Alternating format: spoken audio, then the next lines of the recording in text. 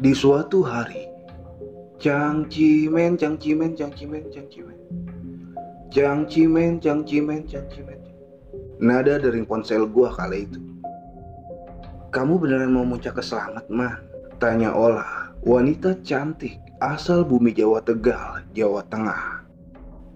Iya, nanti kamu ikut ya. Bagusnya via Buce atau Bambangan ya? Via Bambangan aja. Nanti biar aku aja yang ke Purbalingga, man.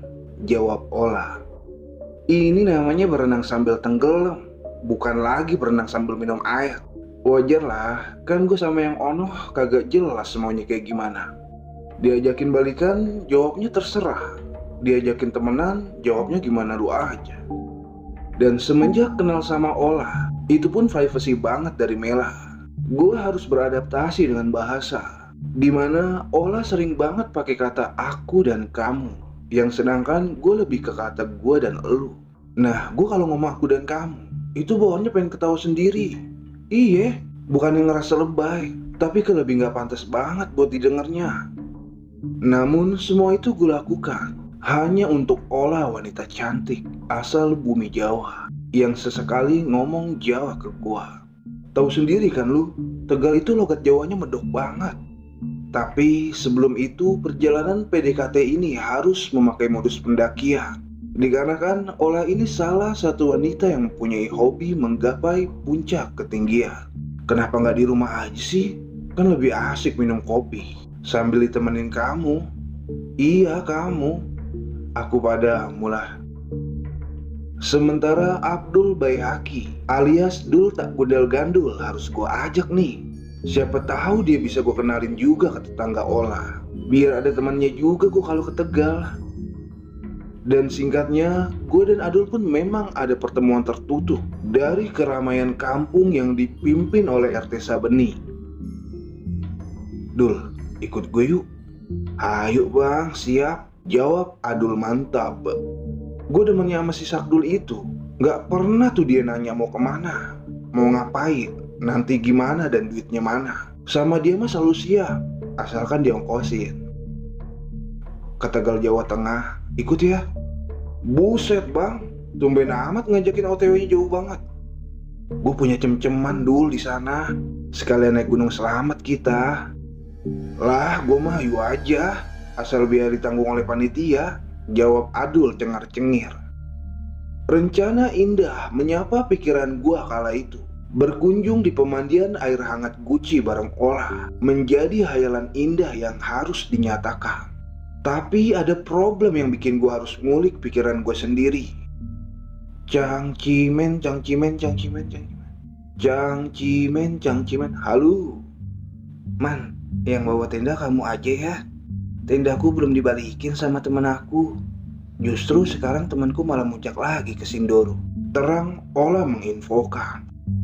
Lah, ada-ada baik. Mana gue gak punya tenda lagi. Duit ongkos perjalanan kan nggak mungkin buat gue sewa tenda. Iya Ola cantik, nanti biar aku saja yang bawa tenda beserta perlengkapan acara hajatannya. Mau sekalian hiburan dangdutannya gak?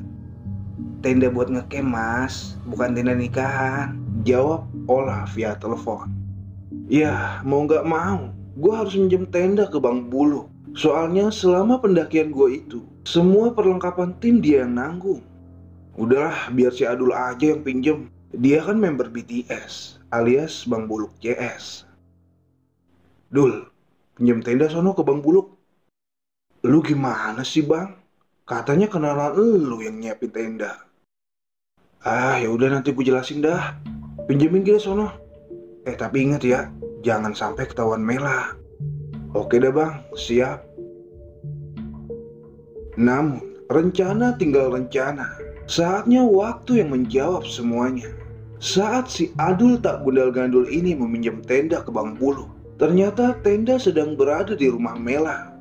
Kata Adul sih itu tenda habis dicuci Mela. Mamam lah Sakdul, mana udah janjian lagi. Kalau gue ngebatalin gak enak juga gue sama si Ola. Tapi kalau minjem ke Mela takut ketahuan. Gue yakin sih dipinjemin, tapi dia pasti ngikut juga. Apalagi tentang pertendaan.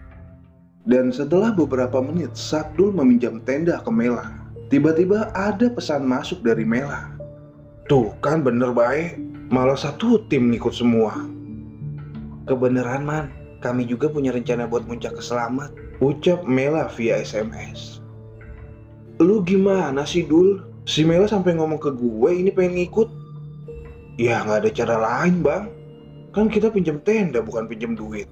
Kalau pinjam tenda ya pasti berbau pendakian lah. Ya kenapa nggak pinjam duit aja buat beli tenda Dul? Lu nyuruh gua kan cuma minjem tenda bang. Aduh, ya udah dah. Nanti gua atur skema dulu. Mana Mela pengen ngikut lagi. Resiko ditanggung pemenang ya bang, sahut Adul. Sialan banget lu. Hari pun berlalu dan waktu pemberangkatan pun jatuh pada hari ini. Gue lupa bulan berapa, yang jelas di tahun 2014. Cie, yang mau muncak gak ngajak-ngajak. Emang bisa muncak tanpa gua? Tanya Mela meledek. Tapi gue gak tahu ini ledekan atau ambekan dia. Kemudian perjalanan Tangerang Purbalingga lumayan memakan waktu yang panjang. Berjalan beriringan dengan 2 buah mobil full tim Bang Buluk dan kawan-kawan. Jangan ditanya dah gue di jalan ngapain.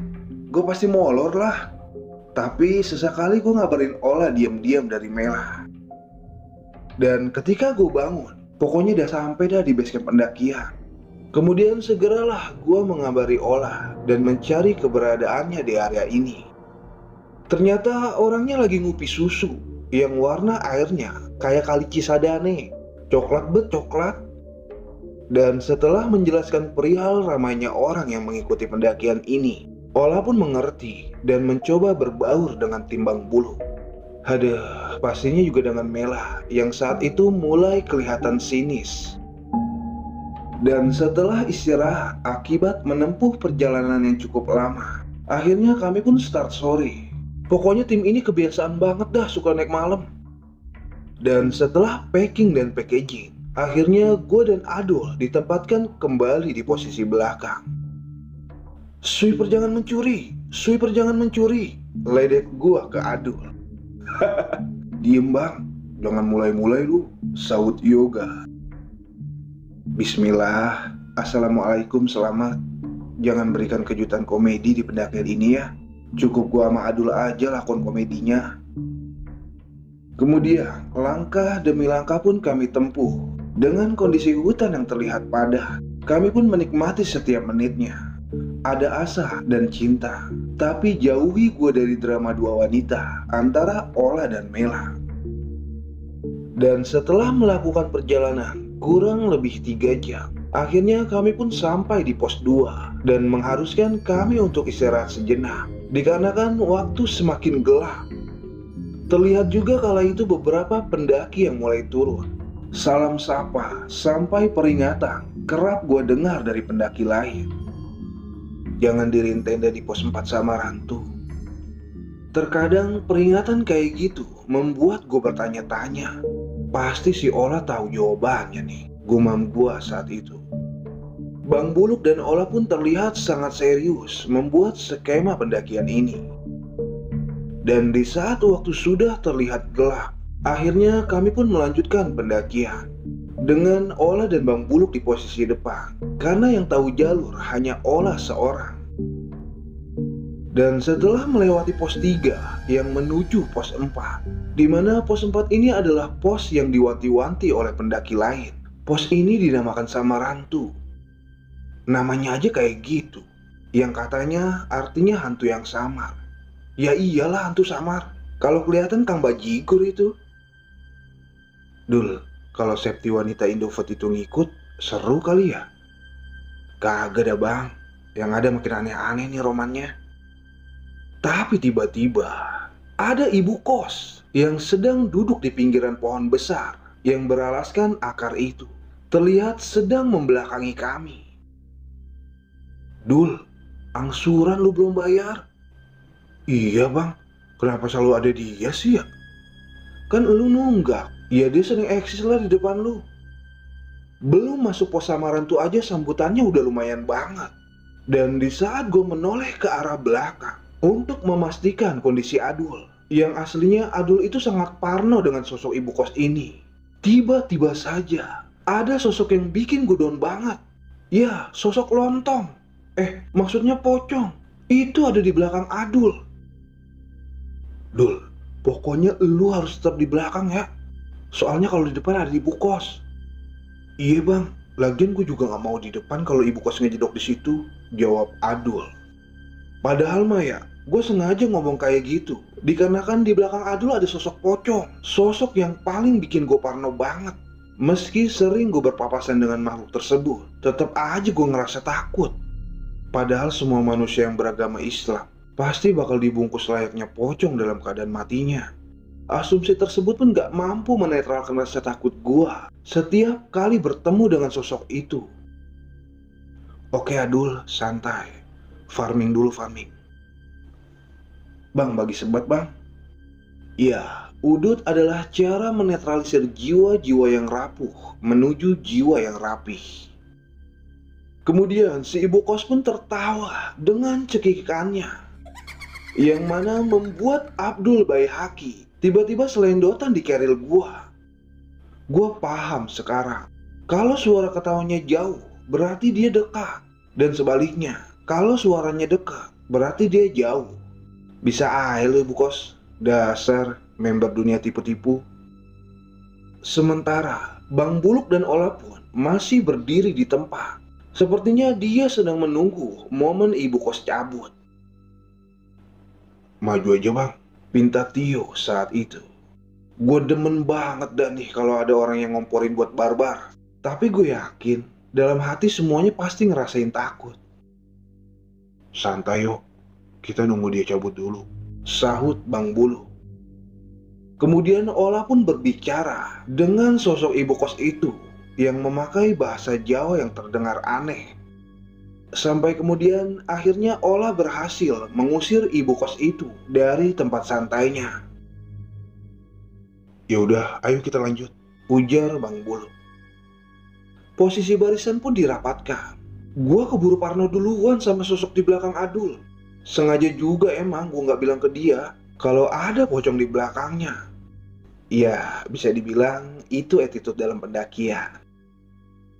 Kemudian kami pun mulai memasuki kawasan pos 4 atau biasa disebut Samarantu. Saat itu keadaan sudah gelap gulita. Soalnya tadi kesuipin sama ibu kos duluan di tengah perjalanan yang menghambat perjalanan kami. Assalamualaikum. Terdengar salam dari Ola ketika memasuki area itu. Kita mah ngikut salam aja, dikarenakan kita nggak tahu sisi lain Gunung Selamat ini. Apalagi pos Samarantu. Dul, ucap salam lu. Udah bang, dalam hati. Shh, kalian pada ribut aja sih di belakang, tegur Mela. Mungkin saat itu Mela juga ngerasa parno mengenai mitos di pos tersebut. Kemudian gue dan Adul pun bungkam suara. Woi, di belakang diem-diem baik, teriak Tita menanyakan keadaan gue dan Adul. Au nih tumben amat, sahut Mega. Beh bang, pada minta bercanda mereka. Santai Dul, kita jangan terprovokasi. Gue juga rada takut ini sebenarnya. Memang, selama pendakian dari pos 3 menuju pos 4 ini, kami diselimuti oleh kabut. Namun gak setebal di pos 4 ini, yang sehingga Bang Buluk mengharuskan gue dan Adul agar lebih rapat lagi bersama rombongan. Man, nempel, pinta Bang Buluk di barisan depan. Iya man, kamu jangan jaga jarak gitu, sahut Ola. Iya, ini aku di belakang kamu. Hah? Aku kamu? Kok gue malu gue aja gak pernah bilang aku kamu, ucap Mela. Tuh kan, pasti diributin. Ya Mel, dia kan orang Jawa, jadi gak biasa pakai kata gue dan elu. Terus, lu kira gue orang mana? Timor Leste? Aduh, salah ngomong gue ya. Terus aku orang mana Mel? Tanya Adul. Lu mah orang RRS Dul. Apaan RRS bang? Baru denger gue. Republik Rakyat Sabeni. Itu mah nama RT gue bang. Dan saat itu Bang Buluk pun kembali memberhentikan tim lantaran kondisi kabut yang semakin tebal dan sangat berbahaya jika dilanjutkan. Cuaca yang dingin lumayan bikin keadaan menjadi seram. Yang seremnya sih lebih ketebalan kabut itu sendiri, di mana jarak Bang Buluk dan Ola di bagian paling depan terlihat samar banget oleh gua. Gunung Selamat adalah gunung tertinggi di Jawa Tengah dan tertinggi kedua di Pulau Jawa. Sering juga kepala gue nempel ke lutut untuk melewati akar pepohonan segede gaban. Gede-gede banget lagi akar di pos Samarantu ini. Oh, pos ini yang diwanti-wanti mendirikan tenda. Gumam gue dalam hati. Ya, lumayan serem juga sih. Di pos ini kayaknya jarang ada pendaki mendirikan tenda. Kalau tim ini mendirikan tenda di sini, mungkin jadi tim tersableng se-Tangerang Raya. Berbagai mitos mengenai gunung ini gue dapati sebelum gue dan tim melakukan pendakian. Justru menurut Ola masih ada tempat di gunung ini yang lebih seram, yaitu Curug Pengantin. Makanya gue kaget saat ada pendaki yang mengingatkan gue dan tim untuk tidak mendirikan tenda di pos ini. Tapi perlindungan Allah Subhanahu wa Ta'ala lah yang bisa memperlancar semuanya. Kemudian kabut pun terlihat mulai menipis, dan Bang Buluk pun mulai mengkomandokan barisannya untuk bergerak kembali. Saat itu gue dan Adul di belakang mulai gak berani jaga space dengan yang lainnya. Dan di tengah kami melewati pos 4 ini, entah halusinasi atau memang kenyataan, kayaknya banyak banget ibu kos yang duduk. Mulai ada yang duduk di akar sampai nangkring di atas pohon. Tapi Abdul Baihaqi terlihat cuek kala itu. Biasanya kalau dia ngeliat sosok penampakan, pasti langsung ngasih kode ke gua. Tapi buat saat ini dia masih cuek. Mungkin gua hanya halusinasi doang kali ya. Bang, tumben banget lu diem. Apaan sih, Dul? Sini bang, gue bilangin. Gini, lu balikan aja tuh sama Mela. Nah, nanti pas Mela lagi sayang-sayangnya, lu tinggalin dah dia. Terang Adul kampret. Memang, cuma Adul dah teman paling sesat. Gak dimana, gak gimana. Pasti dia selalu sesat. Semua gara-gara elu, Dul. Kok gara-gara gue sih, bang? Kata gue juga apa, pinjam duit ke Mela buat beli tenda. Lah kan lu nyuruhnya pinjam tenda, bang. Tapi tiba-tiba terdengar teriakan Mega saat itu di tengah-tengah perjalanan yang diselimuti kabut itu. Lu kenapa, Mega? Tanya Mela. Ada yang nyentuh tangan gue, Mel. Sontak seketika semua terdiam. Lu kenapa, Mega? Tangan gue ada yang nyolek, man. Jawab Mega panik. Ya udah, kita lanjut jalan aja. Ajak Bang Buluk. Memang, kami semua harus segera melewati pos Samarantu ini. Gue yang menganggap hal goib itu sesuatu hal yang biasa, sekarang mulai membuka pikiran gue sendiri. Dimana hal ganjil sering banget gue jumpai. Masa cuma gue doang yang rada panik yang melihat banyaknya ibu kos di area ini? Tapi yang lainnya terlihat biasa aja. Bahkan saat itu terdengar suara geraman macan. Tapi cuma gue dan Adul doang yang dengar itu semua. Kayak dipermainin banget dah pokoknya. Bang, Bang, panggil Adul. Iya Dul, santai. Daging kita terlalu pahit untuk mereka terkam. Daging kita itu mengandung alkohol fermentasi balsam dan kapur ajaib. Tapi gue takut, Bang. Sama, Dul. Ya udah lu yang tenang ya di belakang sana. Apaan sih lu pada berisik aja? Sahut Mela. Tuh kan bener. Berarti cuma gue dan Adul nih yang denger. Tapi sekali lagi, suaranya terdengar jelas yang seakan berada di samping trek pendakian ini. Dimana tiba-tiba saat itu si Adul ngibrit lari ke depan. Geblek banget sih ini orang. Lari pakai kagak ngajak-ngajak. Lu ngapa pada gak jelas banget sih? Tanya Mela saat itu. Ada suara macan, Mel. Jawab Adul. Jangan pada bercanda deh. Beneran, Mel. Gue juga dengar tadi. Dan ternyata bukan cuma gue dan Adul doang yang dapat gangguan semacam gini. Di bagian depan pun sama. Dimana Bang Buluk dan Ola mulai diganggu dengan sosok yang menyerupai tangan yang menghalangi trek pendakian. Segede apa dia tuh tangan sampai ngalangin jalan kayak gitu. Tapi yang lainnya nggak ngeliat, cuma Bang Buluk dan Ola yang lihat. "Bang, kenapa berhenti?" tanya Tio. "Di depan yuk." "Gue nggak tahu itu apaan," terang Bang Buluk, yang lalu dibenarkan juga oleh Ola. "Mana bang?" sahut Mega penasaran. "Ada niatan mau ngentutin Sabdul aja sampai gak jadi gua. Sungguh perjalanan yang mengerikan."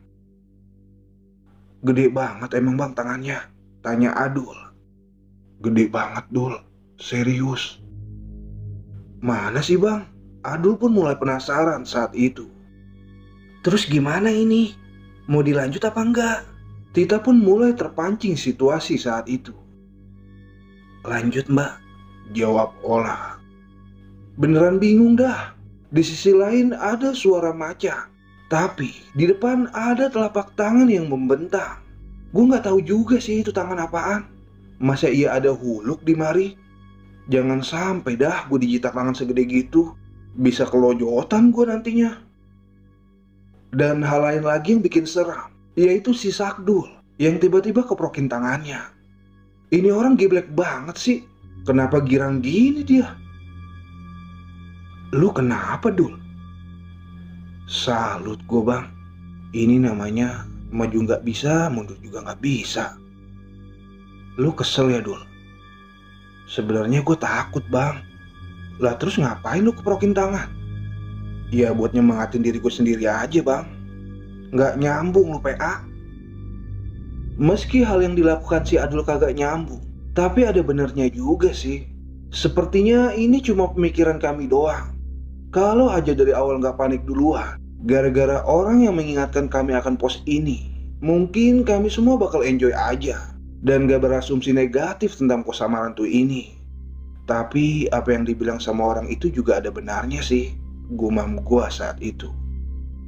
Kemudian lantunan ayat suci Al-Quran dan sholawat Nabi pun senantiasa menemani langkah demi langkah kami. Tak putus juga zikir serta doa agar kami bisa melewati ini semua.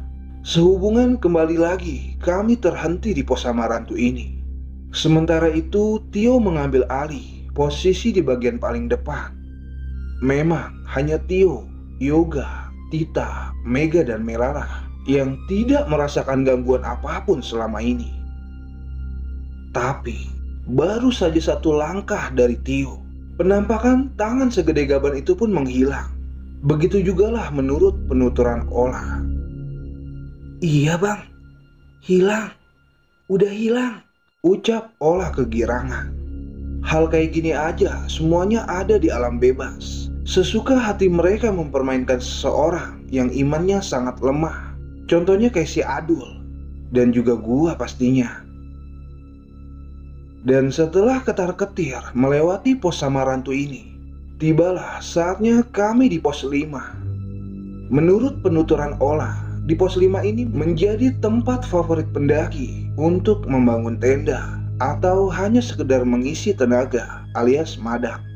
Memang keadaan pos 5 mempunyai sumber air untuk kebutuhan memasak. Jadi stok air yang dibawa sejak awal pendakian terbilang cukup aman untuk kami sampai di puncak selamat. Si Ola bilang ini aman bang, tanya Adul. "Udah Dul, ikutin aja. Dia kan yang tahu kondisi di gunung ini." "Iya juga sih bang. Tapi kan posnya tetanggaan juga sama pos 4 tadi." "Positif aja Dul. Meski di pos 4 kita dibuat kebingungan, belum tentu di pos 5 juga kayak gitu. Gak semua tetangga julid Dul. Pasti ada tetangga baik, tapi rada julid juga sih. Sama aja itu mah bang," sahut Adul. "Masak apa nih?" tanya Mega si Kang masak. "Masak air biar mateng," sahut Adul. "Cakep," jawab gua. "Jalan-jalan ke Jakarta naik metro mini. Weh Arman, jangan sok ganteng. Muka lu rata kayak nampan RT Sabeni." Waduh, ngajak pantun nih anaknya Babe Kosim, gumam gua. "Masak air nggak mateng." "Cakep," jawab serempah. "Makan nasi pakai soto babat." Sakdul jangan sok ganteng. Muka lu hitam kayak pantat limbat." Iya. Kalau udah ngehujat gue paling jago dah lu bang. Dah, kenapa pada bercanda sih? Ujar Mela. Makan es kelapa di kota Tasik. Cakep, jawab Adul paling kenceng. Pos 1, pos 2, dan pos 3. Mela, jangan so cantik. Dada lu tepos kayak pantat gua. Tawa Adul kelojotan. Ola pun yang memperhatikan tingkah aneh tim ini pun larut dalam tawa sukacita. Seneng banget dah bisa lihat tawa Ola. Pertemuan pertama gua dan Ola ini harus terkontaminasi sama kehadiran tim. Niat pengen berduaan bareng Ola dan menitipkan Sakdul di pos kamling ternyata harus sirna lantaran Mela dan kawan-kawannya mengikuti agenda gue ini. Tapi di sisi lain, sebenarnya Mela juga ngajakin baikan dan menjalani hidup bareng lagi sama gue. Daripada gue bingung, mending gue bantuin Mega masak dah. Dan sementara Ola terlihat nyaman menikmati jam istirahat dan menanti santap malam tersaji. Suara gangguan makhluk halus masih sering terdengar dengan samar, tapi kami sengaja nggak memperdulikannya. Lagian perut lapar mana mungkin kenyang dikasih tawa hahihi. Dasar kuntil kebo. Setelah rebeh santap malam bersama, segera Bang Buluk meminta kami semua untuk packing kembali dan melanjutkan perjalanan menuju pos 7. Pokoknya Bang Buluk dan Ola udah kayak supir dan kenet kopah aja dah. Santai bang, wis mangan ora udut ini, sahut Adul meminta waktu untuk menghilangkan rasa asam di mulutnya. Adul, ngojek ora? Bang rehat dulu sih, jangan bercanda dulu. Kan kita baru beres makan ini. Pakai acara ada genjer lagi. Sakdul, bagani deh, rokoni deh, takasu asu, jawab gua. Lu ngomong apaan bang? Bagi rokok gue satu. Ike, hai, sahut Adul. Tar, gue gak paham nih. Gue gak pernah nih denger anime bilang ike, hai. Ini mah bahasa Jepang versi Krimpi ya. Pikir gue bingung. Kalian kenapa sih? Ucap Tita. Kagak, ya udah yuk, markijut.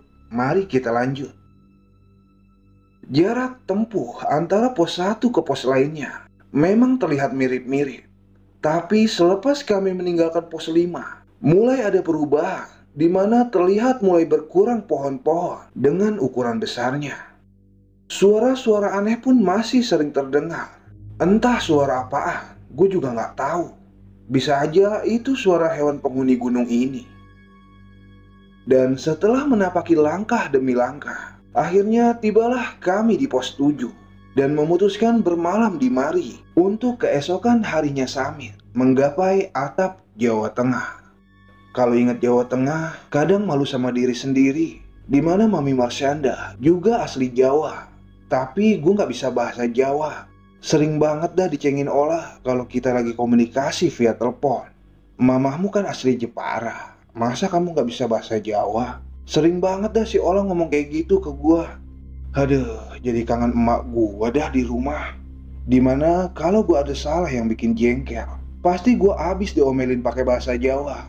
Alasan dia ngomel pakai bahasa Jawa ke gua, biar gua gak ngerti dan sakit hati saat mendengar ocehan dia. Marsyanda lagi ngapain ya di rumah?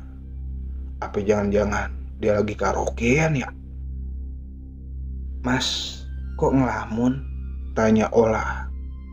Iya nih, ngantuk pengen tidur. Tidur, bantuin dong Adul buka tenda, sahut Mela. Ini Nyirongge kenapa lagi sih? Sentimen banget kayaknya sama gua. Dan setelah ngeribatin Sakdul buka tenda, rasanya gua ngantuk banget. Enak kali ya, bisa ngelonin Ola yang wah banget itu bodinya. Pikir sisi negatif gua. Gua jepat nih jidat lu. Gak usah punya pikiran mesum. Masih mending lu udah sampai di mari. Awas aja lu, terang sisi baik gua. Udah, kenapa pada ribut sih lu berdua? Gue yang ngejalanin aja enjoy, ucap gua untuk dua pikiran gua ini. Mas, kamu kenapa? Jangan ngelamun mulu dong. Iya, Kenapa pikiran aku mencar-mencar gini sih kayak kurap? Ya udah, kamu istirahat duluan aja, biar besok pagi fresh lagi, Mas. Mungkin ini efek molekul penampakan yang mengendap-ngendap di pos 4. Mungkin rada sawan juga gue dibuatnya ketika melewati pos Samarantu itu. Dan gak cukup waktu yang lama, akhirnya mata sayup dengan alis seperti golok babi ini pun terpejam. Dan di penghujung sepertiga malam, gue pun dibangunkan oleh Mela dengan penuh kasih dan sayang yang membangunkan Pangeran Williams dari tidurnya. Man, bangun man. Tidur duluan bangun terakhir. Kebiasaan banget sih. Ah, berisik lu. Man, bangun man. Lu gak mau lihat hamparan awan di luar? Jawab Mela merayu. Sontak gue pun bangun dari tidur gue yang cantik. Tapi ketika gue keluar tenda, saat itu hanya ada hamparan kecabulan si Adul yang sedang asik ngudut sambil ngopi. Dasar dunia tipu-tipu. Lagian susah banget sih dibanguninnya. Genji, ngopi udah? Tanya Adul. Ora gelem carane wong cowok. Apaan? Lu ngomong apa bang? Muke lu asem kayak ketek komodo. Aduh, bangun tidur aja masih sempat-sempatnya cengin orang. Sahut Yoga ngakak. Pada makan dulu aja nih. Beres itu kita summit ke Pelawangan sampai puncak. Makan yang banyak. Menurut Ola, treknya lumayan sulit dengan medan batu dan pasir. Terang Bang Bulu. Batu pasir? Ada semennya juga kagak bang? Tanya Adul. Keselak sosis gue denger Adul ngomong kayak gitu. Dikira puncak apartemen kali ya? Udah lu, lagi pada makan masih bercanda aja, ujar Mega. Cuaca yang lumayan dingin. Dengan cepat kami pun menghabiskan sisa makanan yang dihidangkan Mela dan teman-teman. Tapi tiba-tiba saat itu kami mendengar ayam berkokok. Pengen ngakak tapi takut. Masa iya di ketinggian kayak gini ada ayam jago sih? Pertanda untuk kami segera summit nih. Kemudian kami pun membentuk lingkaran untuk berdoa bersama. Menuju Pelawangan, kami disuguhi trek berpasir dan mulai tidak adanya pepohonan di area ini. Kalau kata Mela mah, batas vegetasi cenah. Sementara sinar sunrise mulai terlihat menerbit di ufuk timur. Lautan awan Kington mulai terlihat bergelombang. Sembari setengah merayap, Adul menyemangati dirinya sendiri. Pucuk, pucuk, pucuk. Lu kayak ulat yang di iklan-iklan, Dul. Sepatu gue banyak pasirnya nih bang. Namanya juga trek pasir, Dul. Ya pasti banyak pasirnya lah. Olah, kata kamu Gunung Kembar Sumbing dan Sindoro bisa kelihatan di pos Pelawangan ini? Tanya gua. Nanti sampai sedikit naik, kalian bakal lihat semuanya. Apalagi cuaca hari ini lumayan cerah. Iya, alhamdulillah banget. Pertama keselamat, kita dapatnya cerah. Sahut Tio. Yang di belakang hati-hati ya. Fokus ke depan. Takutnya gue dan Ola menjatuhkan batu ke arah kalian. Terang Bang Bulu. Tenang bang, gue sama Arman udah sering disambit pakai batu saat zaman sekolah. Jadi yang gak aneh buat kita mah. Amit-amit gue Dul ketiban batu. Naujubillah min jalik Mau lanjut ke puncak Surono gak?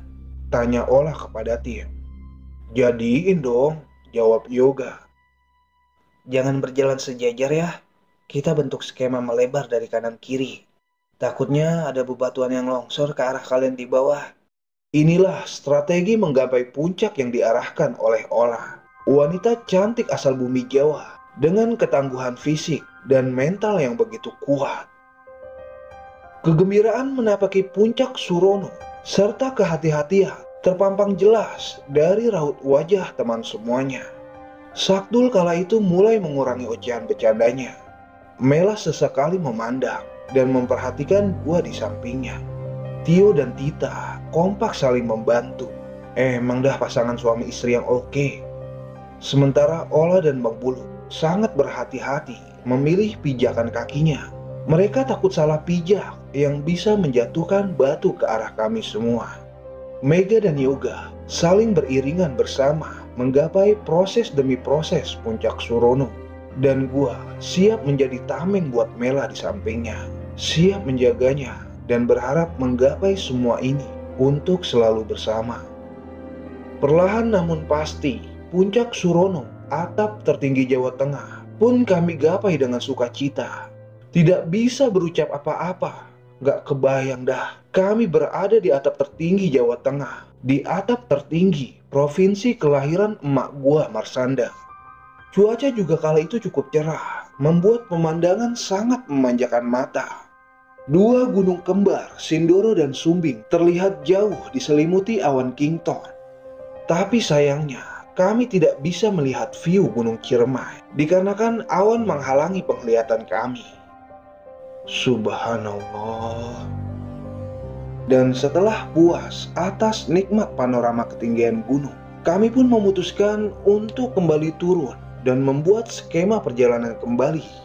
Dan saat itu gue gak menyia-nyiakan waktu. Akhirnya gue dan Adul pun ngudut bentaran, biar pemandangan lebih terasa nikmat dah kalau sambil ngudut. Dan di tengah kehangatan kami berbincang-bincang, Mela dengan wajah seriusnya menghampiri gue kala itu dan meminta Adul untuk minggir dulu dari gue dan Mela. Man, emang gak bisa ya buat kita balikan kayak dulu lagi? Tanya Mela. Apa pentingnya sih Mel arti sebuah status kalau hati dan perasaan tak seirama? Lo udah gak sayang ya sama gue, Man? Bukan gitu, Mel. Menurut gue ya, ikatan paling diridhoi itu ikatan pernikahan. Ikatan pacaran bagi gue terlalu fana. Gue takut karena ikatan pacaran kita membuat arogan bertindak seenaknya. Bertindak seenaknya gimana, Man? Ya, emang lu mau gue cocol dengan dalih sebuah ikatan hubungan? Ya enggak lah, Man. Nah, justru itu, mentang-mentang gue pacaran sama lu, nanti gue bertindak seenaknya lagi ke lu. Meskipun memang enak juga sih. Iya, gue paham, Man. Terus, baiknya kita kayak gimana? Ya, baiknya kita jalani semuanya seadanya, Mel. Kalau emang jodohnya kan, pasti gak kemana-mana. Ada waktunya gue cocol juga kan nantinya. Tapi, Man, kalau emang status pacaran membuat lu ragu, datang kembali ke gue ya saat lu udah yakin sama gue. Iya, Mel. Insya Allah. Semoga ada alurnya ke arah sana ya, Mel. Ada hati yang harus gue jaga. Ada perasaan yang harus gue hargai. Ada Ola, ada Mela. Menahan lebih baik daripada harus memulai luka baru. Toh masih ada Adul bancengan hidup gue, yang ternyata hidup gue masih aman aja dan terbilang gak kesepian. Selalu ada wanita yang terlibat dari alur ceritanya. Itulah menandakan betapa pentingnya sosok wanita di hidup kita. Jagalah dan jangan sakiti hatinya. Eits, tapi hati-hati. Wanita yang tersakiti bisa saja mencampurkan sianida pada setiap adukan kopinya. Untungnya Mela bukan Jessica. Setelah berbincang serius mengenai hati dengan Mela, dia pun pergi meninggalkan kesendirian. Pengen ngudut, Mas? Tanya Ola melirik empati. Pengen, tapi nggak di sinilah. Ya udah, nanti pas turun aja sekalian jalan, terang Ola saat itu. Kami pun melakukan perjalanan turun. Sekali lagi, tatapan ke puncak Surono gue arahkan. Tunggu ya, suatu saat gue bakal balik lagi ke sini. Dengan dikomandoi Bang Buluk di depan dan Ola meminta mundur ke belakang, kami pun beranjak pergi turun menapaki gagahnya Gunung Selamat. Siang ini cerah, hati ini resah. Kami akan selalu semangat dan tidak akan pernah mengenal lelah. Dengan sisa logistik seadanya, seakan memberi harapan akan jumpa kembali dengan kenikmatan masakan Mega, Chef Orian asal Balaraja. Rokok, Mas? Ola menawarkan sebungkus rokok Sampurna plat A. Kaget, ternyata Ola penikmat nikotin juga. Ungkapnya karena turunan keluarga. Tapi gue suka Ola yang apa adanya. Boleh. Nih, diselipkan satu batang rokok di bibir gua. Mana pematiknya, Mas? Kamu punya rokok tapi nggak bawa korek?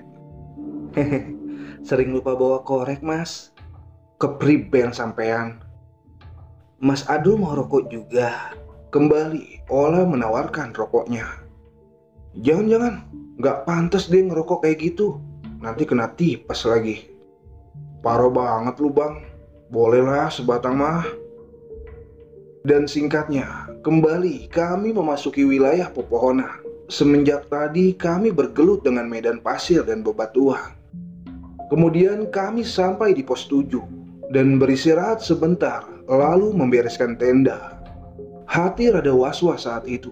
Samarantu siap menghadang kami di depan. Tapi ini kan siang, mana mungkin ada penampakan. Kemudian kami pun mulai meninggalkan pos 7. Dan saat itu terlihat ada beberapa pendaki di pos 6. Mungkin mereka lagi istirahat. Dan tim BTS alias Buluk Tim Sableng pun menghampiri rombongan itu. Saat itu mereka terlihat pucat seperti kelelahan. Ada di antaranya pendaki wanita juga. Dan segeralah Ola menghampiri dan menanyakan keadaan rombongan itu satu persatu. Bahasa daerah mulai terdengar. Tanya jawab Ola dan rombongan tersebut mulai terlihat serius, di mana menunjukkan nampak dari raut wajah Ola.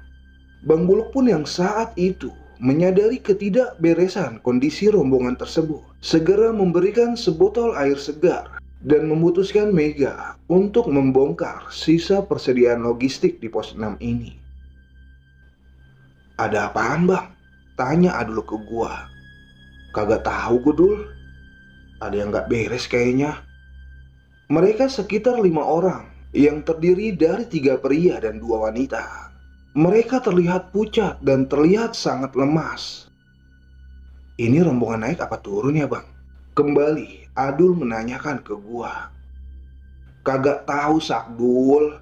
Gua kan dari Orok sama elu. Ya jadi gua nggak tahu. Lu tanya aja sono ke orangnya langsung. Gua takut, Bang. Ya udah, makanya diem. Diem itu emas, Dul. Lebih banyak lu diem, makin kayak toko emas lu nantinya. Kemudian Bang Buluk, Ola dan Mela terlihat nampak sibuk memberikan perhatian lebih ke rombongan tersebut. Dan di sisi lain, Tita, Mega, Yoga, dan Tio menyiapkan menu penggajal perut untuk perjalanan turun. Terus kita ngapain, Dul? Tanya gua. Kita ngeribetin yang masak aja deh ya. Ya udah lu bantu masak sono. Gua mau ke Bang Buluk dulu. Mau nanya gua ada apa ya sebenarnya. Dan setelah gue melihat kondisi rombongan itu yang terlihat sangat payah, akhirnya gue pun menanyakan ke Bang Buluk, sebenarnya ada apa dengan rombongan itu? Bang, kenapa? Gak apa-apa, Man. Nanti aja gue ceritain. Bohong baik lu, udah tua juga. Ya udah iya. Kayaknya kita bawa rombongan ini turun deh. Oh, gitu. Ya udah atur aja, Bang. Pokoknya mulai sekarang, lu dan Adul jangan jaga jarak dengan rombongan.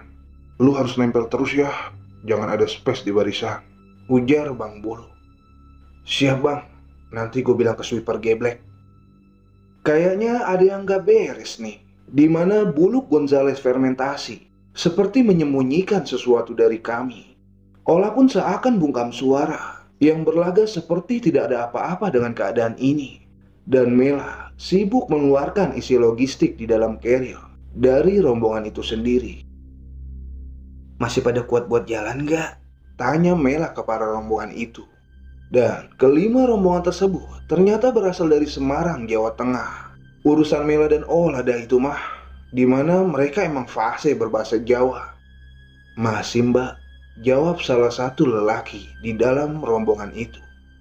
Ya udah, kita pelan-pelan aja ya, Mas. Insya Allah kita bisa turun bareng, sahut Ola ke si rombongan itu.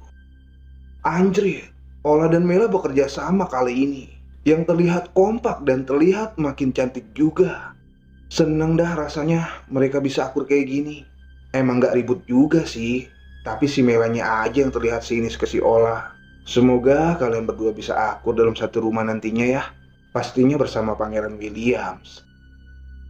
"Woi, kenapa lu bang senyum-senyum sendiri?" tanya Adul mengagetkan. "Lihat deh Dul, mereka kompak ya ternyata ngebantuin rombongan asal Semarang itu." "Olah sama Mela?" "Iyalah Sakdul, itu rombongan dari Semarang bang." "Terus kenapa katanya?" "Kagak tahu Dul, gue udah nanya tapi nggak dikasih tahu." "Biasalah," sahut Adul. Dan singkatnya, setelah santap makan selesai, kami pun segera packing kembali dan segera memutuskan untuk lanjut perjalanan turun. Tapi sebelum itu, Bang Buluk meminta kami untuk berkumpul dan berdoa bersama terlebih dahulu. "Alhamdulillah teman-teman, untuk perjalanan turun ini, kita akan turun bersama dengan rombongan asal Semarang. Jadi posisi belakang masih tetap diadul sama Arman ya. Gue pinta buat lu berdua jangan terlalu jaga jarak dengan rombongan. Dan buat yang lainnya, semangat, selalu berpikir positif, dan jadikan doa sebagai teman langkah demi langkah kalian." "Siap bang," jawab Adul paling kencang. "Ya udah, sebelum kita lanjut, alangkah baiknya kita berdoa menurut keyakinan masing-masing." Berdoa selesai. "Ayo semangat," ucap Yoga menyemangati. Jalanan indah tanah Jawa kami tempuh bersama rombongan asal Semarang itu, di mana gue dan Adul menjadi palang pintu terakhir di dalam barisan paling belakang. Dan saat itu terdengar suara tokek yang menemani langkah demi langkah kami, di mana suara tersebut sering gue saut sedikit bercanda. "Pakai teh," sahut gue. "Pakai teh lagi. Pakai teh lagi. Pakai teh lagi." "Lu kenapa bang?" tanya Adul di belakang. "Atuh nggak apa-apa Dul. Kebiasaan lu mah bang ah. Mau dimanapun juga kalau ada suara tokek pasti disahut teh." "Kenapa emang?" "Banyak cewek bang, takut geli dengernya." "Denger sih geli, kalau ditiup baru geli." "Hahaha, si geblek," jawab Adul. Dan setelah ngalir ngidul, ngobrol gak jelas bareng Adul, sesekali Tita dan Mela ikut ngakak juga. Kemudian tibalah kami kembali di pos Samarantu. Setelah sebelumnya kami berhenti sesaat di pos 5 untuk mengisi air. Saat itu kembali terdengar salam dari Ola setelah memasuki kawasan ini. Bener-bener zona merah ini mah, dimana gak ada orang di sore ini. Saat itu terdengar suara isak tangisan di pos ini, di mana suara tersebut sangat terdengar jelas. Sore aja masih ada suara tangisan, pantes malamnya kayak gitu. Gumam gua merinding. Namun tiba-tiba Mela dan Ola menenangkan suara tangisan tersebut. Rupanya bukan dari makhluk halus, akan tetapi dari salah satu wanita asal Semarang itu yang menangis. "Duh, maaf dah ya, gue jadi fitnah elu ibu kos," gumam gue dalam hati. Kemudian Ola pun mempercepat langkah untuk segera melewati pos ini, yang sesekali Bang Buluk melihat keadaan kami berdua di belakang. Wajarlah, Buluk Gonzales sering mengawasi gue dan Adul di belakang. Soalnya buaya tanpa ekor, seperti tanpa senjata. Meskipun gue dan Adul ngeri bedin, tapi peran kami berdua dibutuhkan untuk menjadi tumbal kelangsungan hidup tim ini. Sebagaimana arti dalam BTS, B dan T-nya itu Buluk dan tim, sedangkan S-nya itu ya gue dan Adul, yang artinya sableng. Ini nama tim sakral yang dibuat atas izin RT Sabeni, dan yang mengetahuinya Bapak Kosim dan emak gue Marsyanda, dan yang pasti disaksikan langsung oleh Marsyanda lovers. Hahaha, geblek. Ternyata tangisan salah satu rombongan asal Semarang itu bukan tangisan original, melainkan dia kerasukan. Mela dan Ola pun sigap memapa wanita muda itu yang segera meninggalkan pos 4 Samarantu. Aduh, ternyata fitnah gue bener juga. Ini ulah elu ya ibu kos. Kembali gue bergumam. Dan singkatnya, setelah kami memasuki pos 3, barulah Bang Buluk menetralkan kondisi si wanita itu dari kerasukannya. Rada lama juga di pos ini, di mana kami kesulitan menetralkan jiwa-jiwa yang mengikuti kami sampai ke pos 3 ini. Tangisan wanita dari rekannya memperparah keadaan saat itu, di mana kami memasuki waktu maghrib di pos 3 ini. Tangisan dan ucapan dari rekan si wanita itu seakan berbicara, "Sadar dong, sebentar lagi kita akan sampai dan pulang ke Semarang." Saat itu terlihat Adul bergidik, yang melihat logat si wanita yang kerasukan itu seperti memainkan rambutnya sendiri. Tatapannya pun menatap ke arah Adul, dan Adul pun segera berlindung ke belakang gua. Jadinya kan natap gua tuh wanita. "Aduh ibu kos, jangan jutek gitulah. Kami salah apa sih? Melangkah dan menomorsatukan kearifan lokal udah kami lakuin. Masa iya nyangkut sampai Tangerang?" Pikir gua rada kesel. Dan setelah nyimak dan gak bisa bantu apa-apa, gua hanya bisa berdoa semoga itu cewek cepat sadar. Kasian gua liatnya, mana masih muda lagi. "Bang, kenapa lu gak belajar ilmu nyabut setan yang merasuki tubuh manusia?" Tanya Adul rada aneh.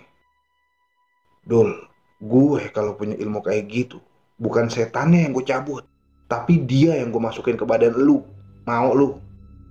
"Tega amat sih bang, janganlah. Ngerinya gue gak diobatin, yang ada gue digebukin nanti sama lu. Lagian lu ada-ada baik Dul." "Ya siapa tahu bang, nanti kalau bisa ilmu kayak gitu, kita open jasa cabut makhluk lembut bang, yang memasuki tubuh manusia di berbagai gunung." Terang Adul memberikan inspirasi. Tar Dul, kayaknya ide lu bagus juga tuh. Menerima cabut setan via kepala, dada dan paha. Iya bang, lumayan juga kan bisa mencet-mencet sambil Kalau misalkan gak ada yang kerasukan, gimana Dul? Ya lu masukin aja bang biar pada kerasukan. Astagfirullah, Dul.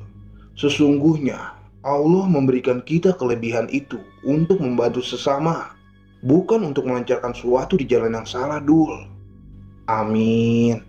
Kok amin sih lu? Amin lah. Ternyata lu masih ada hati bang untuk menuju jalan yang benar. Sialan lu. Lu kira gue titisan Fir'aun apa? "Mas, bantuin kita dong sini," pinta Ola. "Oh iya, aku bantuin apa?" "Pegangin dulu ya mas.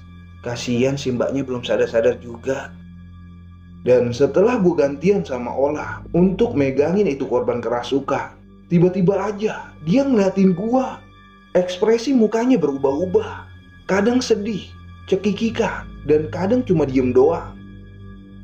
"Kamu dari Banten mau ngapain kesini?" tanya si wanita kerasukan itu dengan logat seperti kakek-kakek. Mamam dah gua, pakai diinterogasi segala lagi. Salah apaan gue ya? Tahu gitu mah pas Olah nyuruh gue pura-pura tidur aja. Saya kesini hanya untuk menikmati keindahan alam." Matanya pun masih memandang tajam ke arah gua, tapi tidak melotot seperti yang tadi. Kayaknya ini Jin dan Jun deh. Rada baik dan asik juga, nggak berontak sama sekali dan ngancem-ngancem yang aneh-aneh. "Kalian susah payah menggapai gunung ini. Apa kalian sudah susah payah membahagiakan kedua orang tua kalian?" Nah lo, skakmat dah buat kami semua. Pertanyaan yang umum terdengar, tapi sulit untuk dijawab nih. Emang iya juga sih, kita susah payah menggapai ambisi kita. Tapi apakah kita sudah bersusah payah membahagiakan kedua orang tua kita? Kalian dengan sadarnya meminta izin di tengah-tengah kami. Apakah kalian sudah sadar meminta izin sebelumnya ke orang tua kalian? Tanya si wanita yang sedang kerasukan itu. Kamu orang Banten. Apakah kamu sudah meminta izin ke orang tuamu? Tanya dia ke gua. Sebelumnya saya sudah meminta izin kepada orang tua saya, dan saya diizinkan.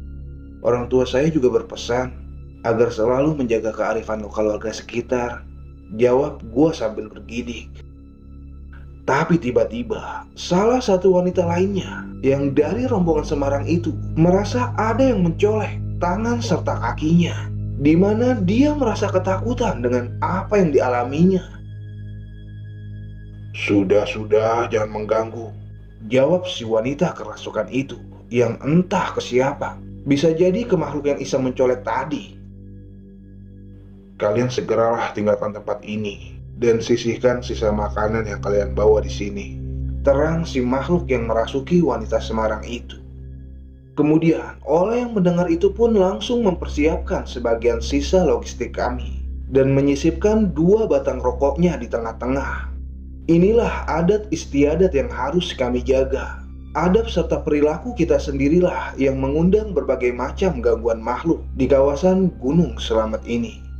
Berbagai daerah di Indonesia mempunyai adat atau kebiasaan yang berbeda-beda. Kita sebagai kaum milenial harusnya merawat serta menjaga budaya tersebut dan jangan merusaknya, baik itu alamnya ataupun budaya itu sendiri. Oh, jadi ini alasan kenapa Ola bawa rokok tapi nggak bawa korek. Tapi bisa aja sih emang kebenaran nggak bawa, gumam gua saat itu. Dan setelah beberapa menit berlalu, akhirnya si wanita tersebut pun sadar. Dan Ola segera memapah dan mengajak kami untuk segera turun. Akhirnya dengan tenaga yang tersisa, kami berhasil melewati pos 2 dan 1. Sampai akhirnya tibalah kami di pos utama, yaitu base camp Bambangan. Kembali mengecek kondisi wanita korban kerasukan itu, dan semuanya kembali normal. Akhirnya rombongan BTS dan rombongan asal Semarang tersebut harus berpisah malam ini. Lantaran Ola mengajak kami semua untuk istirahat di rumahnya dan bermalam di bumi Jawa, Tegal, Jawa Tengah. Perjalanan Purbalingga ke Tegal pun dilakukan dengan view perbukitan dan masih dengan Gunung Slamet tentunya. Sampai akhirnya kami pun tiba di bumi Jawa. Nampak Mela dan Buluk serta yang lainnya pun sangat kelelahan. Nggak kayak gua dan Adul saat itu yang langsung mencari warung terdekat di area rumah Ola. Lantaran stok udut gua habis semenjak di pos Bambangan tadi. Bang, gile. Cewek Tegal meski medok ngomongnya tapi cantik-cantik ya. Ujar Adul yang melirik sana lirik sini. Please deh Sakdul, lu jangan jelalatan gitu. Santuy, kita mainnya santuy. Saat itu Sakdul yang terpesona dengan wanita lokal mulai bertingkah konyol.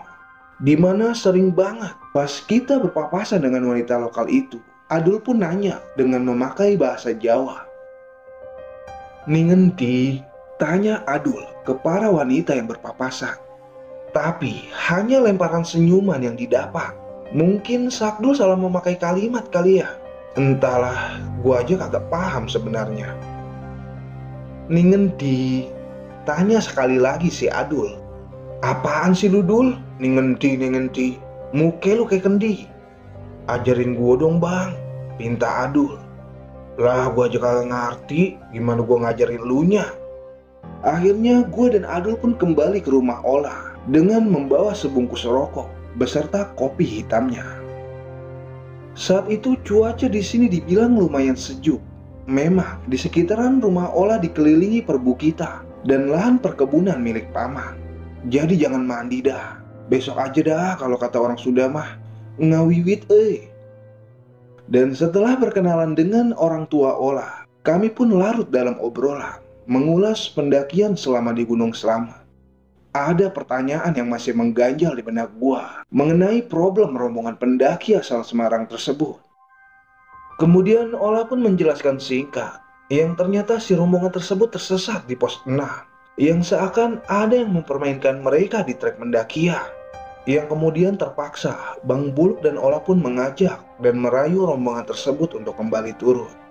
Adapun penyebabnya kenapa, Ola tidak memberitahukan semuanya kepada kami. Alasannya agar kami tidak kapok dan bisa kembali menapaki Gunung Slamet. Aku padamu Ola.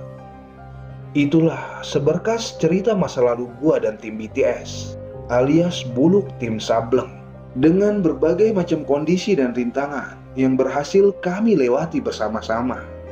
Selalu ada sukacita di setiap langkahnya, selalu ada orang baru dan pengalaman baru di setiap ceritanya. Selalu ada drama dan cinta, misteri dan komedinya. Jagalah budaya serta adat istiadat warga sekitar dan jadikan doa sebagai senjata perjalanan. Karena hanya izin darimu ya Allah, kami bisa menapaki atap tertinggi di Jawa Tengah. Selalu ada tawa dan canda yang beriringan bersama. Sedih ataupun bahagia, pastinya selalu ada doa Mama Sanda. Dan selalu ada perhatian dari Mela, serta kasih sayang dari Ola.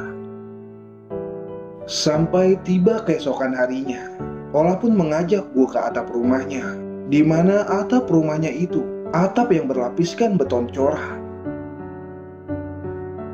"Indah ya Mas Gunung Selamat pagi ini?" tanya Ola dengan senyum paginya. "Semua terlihat semakin indah karena kamu yang berada nyata di depanku." "Aku tresno sampean Mas,"